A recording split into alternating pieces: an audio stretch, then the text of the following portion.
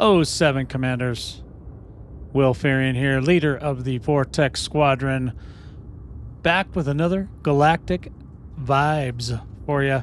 Today, we're going to talk about a few topics. We're going to talk about the Frontier Unlocked situation. We're going to speculate a little bit on that. Squadron fleet carriers. We're going to talk about some annoyances. We'll see if that gets repaired. And then, of course, ship interiors. Talk a little bit about that. We're going to get right into that, Commanders, right this minute.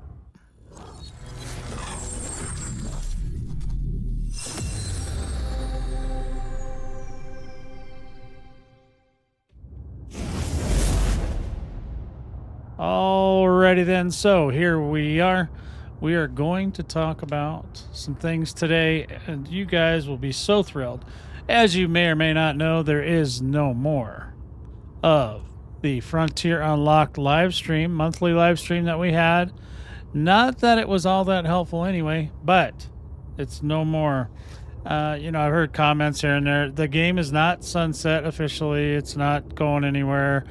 What they want to do is they want to do pre-recorded videos similar to what they've been doing. If you've noticed the last few weeks, they've been putting out pre-recorded videos about how to do fleet carrier things and they're going to come out next week with one that's going to talk about the T11. They didn't talk much about squadrons themselves, but I assume at some point they might have some actual training type videos or tutorials coming out for that. So look forward to that, Commanders. As long as you want to make sure you follow them on X, which used to be Twitter. You want to follow them on their YouTube channel. Obviously, the Reddit's a good place to follow them. The forums are a good place to follow them if you want more, deep, dark, dirty information. Okay? So get in there and do that. I think a lot of it, to produce a live show, as you know, I produce a live show every Saturday at 2 p.m. Mountain Time. Unless I oversleep, then it's 3 p.m. But mostly it's 2 p.m. Mountain Time, and we go in there and we do a video, a live stream about how to, do things in the game, or we just talk about the game or whatever it is. Every week it's something different. Those take a bit of time to produce. Obviously, they value their time for their development, because they used to do that show after their workday, which kind of sucked. It was kind of like an extra. You had to stay late, and sometimes they would record segments during the daytime when the developers were there, because not everybody's going to want to stay after their workday, which I don't blame them. You don't blame them. Plus, they were doing the crossover 3-game, situation where they were talking about the dinosaur world and the roller coaster world and all them other worlds, whatever, their management system games, which are their bread and butter basically. And then you kind of had to wait. So I used to do shows like that a long time ago, so I understand. I used to do 3 games in one show, and it was just a complete nightmare. Eventually we had to split it up. So it's kind of what they're doing. It's not the end of the world. Producing a live stream can be quite daunting, and it requires somebody with a lot of savvy with all the different recording platforms and whatnot. So they're going to move directly to YouTube now, which will be better for them, because the shorter the video, the better it is usually accepted by the community to where they'll watch it, things like that. That's why I do this video, is because it's a shorter version of what I might do on a live stream. Even my live streams are shorter now because of that, because it's just too much time. I'm not going to sit there for 12 hours. Nobody will watch a 12-hour VOD of a video. Sorry, it's not a thing. You'd have to cut that up into a million pieces to get anybody to even kind of glean the information that you want to give. So I have no hard feelings about that. As long as we still get information, that's great. Like I said, you follow those places that I mentioned before, should be fine. You'll be able to get the information you need. And anything that we hear, obviously, we'll let you guys know. We have our fingers in a lot of pies in the Elite Dangerous community. We watch all the videos. We visit all the sites, and so we get quite a swath of information here at Battle Vortex, and we would be more than happy to share that with you. The next thing I want to talk about today, obviously, is the Squadron fleet carriers, the annoyances that I find still going on. I'm not sure what their schedule is with that, but you know, there's still things like you can't purchase limpets on the fleet carrier.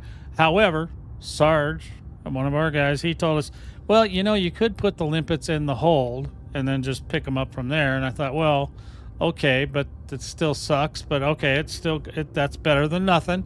So you can put limpets in your fleet carrier's hold and then, you know, pull them back out again. Well, there you go. For now, that's a workaround. That's not a fix. All right. I know somebody's going to tell me that's all you had to do. And I'll be like, yeah, shut up. So the next thing is including, let's see, the carriage returns and the bulletin board system. That would be nice if we could do that. So it'd make it a little bit more robust. They still don't have that ability. Obviously, they're supposed to release a bar. I was hoping that they'll get it a little bit more, give you a little bit of a choice or something. You know, they really need to give us more choices and more options to decorate these things. I'm not sure why they don't want to, but they should, because that's like printing money right there all day long. Every other MMO has that, and they all love it. There's not a shared library yet. Actually, the library is not really, it's only functional as far as if you go to the library as a commander or the owner of the ship, then only things that you have currently on your other, if you have another fleet carrier, then you get options to be able to use those colors. Like I've used this orange, and the engines are orange, and the landing pads are orange. Everything's orange on this ship. And that is cool and all, except that this is supposed to be a shared squadron carrier. I feel like the library really needs to either allow any commander to donate colors or whatever, or decals. All that stuff should be donatable or just usable by the particular commander that has already paid for said, you know, decals or colors or interiors. We need more interiors. We need a lot more robust actions to be able to do on this fleet carrier to make it a home. You know what I'm saying? So there's another bug type thing that still annoys me. If you promote another person in your squadron to the leader, it'll transfer. It'll give the other person the leader command. So that's how I was getting other colors, is I was promoting somebody to the leader, borrowing their colors, and then just switching it back to the original leader. That's obviously not the best way you want to be able to do that. But you should be able to, when you promote a new leader, the emails about the carrier movements and things like that, and a bunch of things still all go to the original person that purchased the carrier, which at the last time I looked, the only person that could actually purchase the carrier was the squadron leader, which kind of, again, you know, this is supposed to be a shared resource. As long as somebody has access to do things, they should be able to do them. If I give people access to the library, they should be able to go into the library and change the, or livery, however you say it, into there and change the colors, the decals, and all that. Now, we have our own logo, stuff like that. That kind of stuff, you know, I wouldn't let them change, but I might let them change the color. Or if they had a color that I wanted that I didn't have access to. The another thing that I'd like to see maybe in the next iteration is that you can do allies. Okay, so here's the rub, right? You only have about 600. You can only do 600 in a group. Well, some groups are never going to make 600. I would venture to say probably none of them will, except for one that I've heard of. But nobody cares about that group. So basically, though, if you want to have multiple squadron carriers in your group, the only way you can currently do that is kind of through Anara. You can set them up as a wing in Anara, so that you know that they're related, so that the two squads are related to each other. You can support that group. You can put that group in as another squadron if you want, or just you can use the wing system where there's a squadron leader, there's a wing leader, and that has its own squadron carrier, and then they don't have to have their own page and all that stuff. I would like to see it in this game to where you can where you can link multiple squadrons together.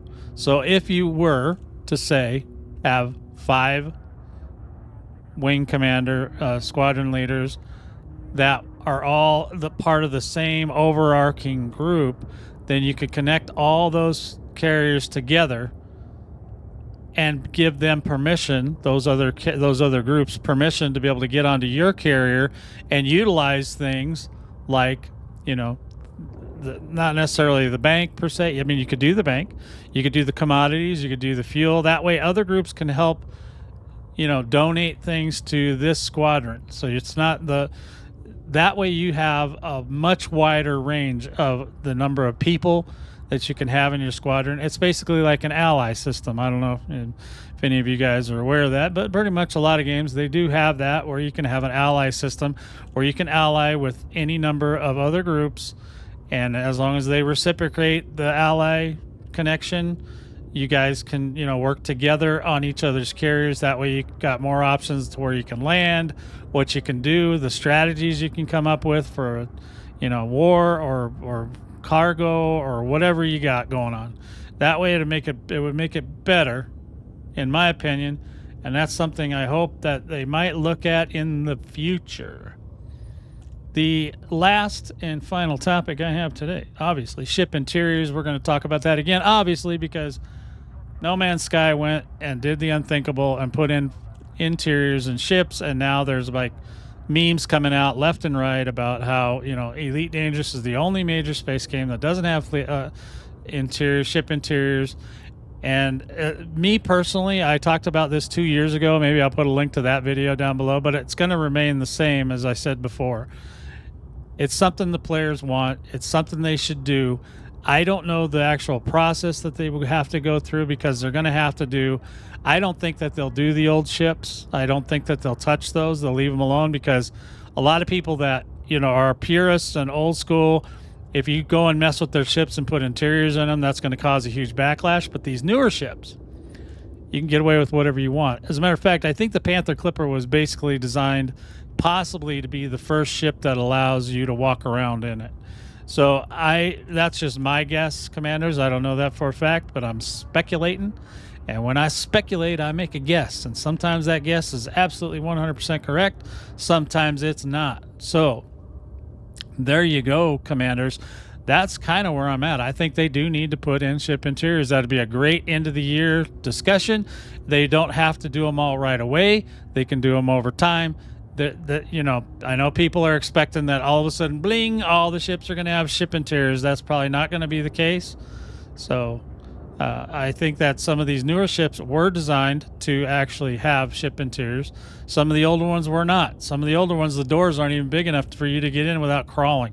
So I don't know that one would have a ship interior. It's just like a shallow little corridor you have to crawl down to the end. Anyway, guys, don't forget, live stream 2 p.m. Saturday, always, for Elite Dangerous content. And of course, we will talk about anything you guys want to talk about during that live stream. We'll see you then. Take care, commanders. 07 to you.